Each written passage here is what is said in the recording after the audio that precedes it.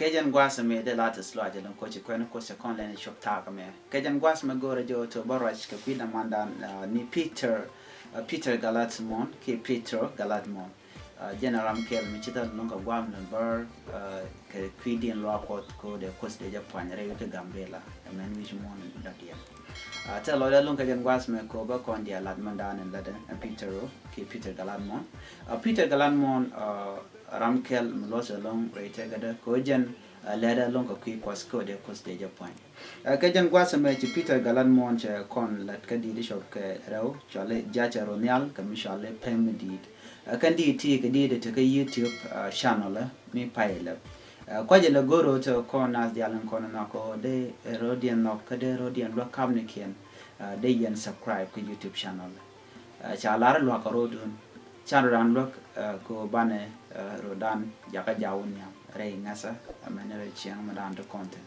amen dini jena ngo ko se kon mosh ka mosh kan mush kon ti jakam kon o ban rodan loktin ba tel mush ran go niam mi shaje lo ka ne ri ko kien men ci ko se kami o jin brother den bi nok bi je lok ba mo gora lok o jin bi top ko ngi jo to en reward came and rejecting she human become kiran become kosaje chan damandan chan je lok ni Peter Galatmon jacharo nial chan e goro bane lok ke jandira ma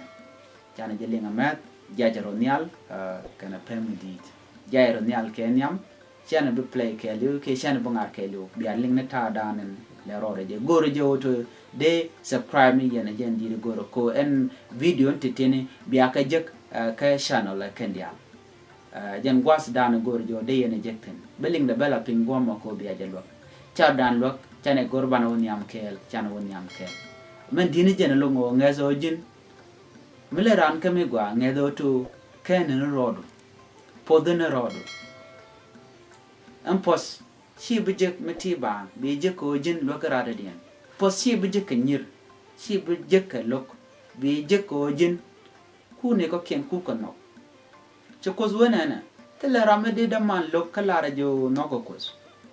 men no ko kos bu da mor be yig no men no ko kos bu nye mor bu yig no men no ko kos bu mor kan gur bu yig no kan no du ka ke wo ken ba shikaro wo bare jeng na ko bana wonia rante ka lon ko da ra de de jaga jab no ko belas ne am ko jin menen ke siang mo gwa ka ji nan ka dosko nan ka chobdo nan ka no na men rada dien mi shi goro dong dere mo gwa dere lat ka gwaza dan en chenen ka jan mi chenen ka ji dere lat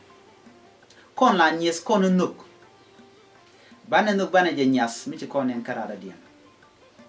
chana nuk kos chana je nyat chana je la rete ka dan ala dum dan ko bo kon jaw bana woni am rete ka chana di de leng biya shi goro to biya subscribe ka channel la ci loda chezalong Name Nuer online.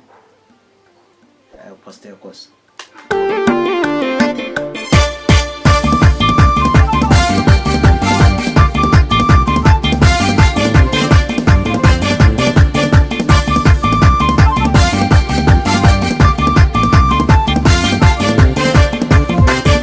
Ejilla koda dungda minga beye sali pergetin jal tunne du de kos and ejilla ka wer chingari dal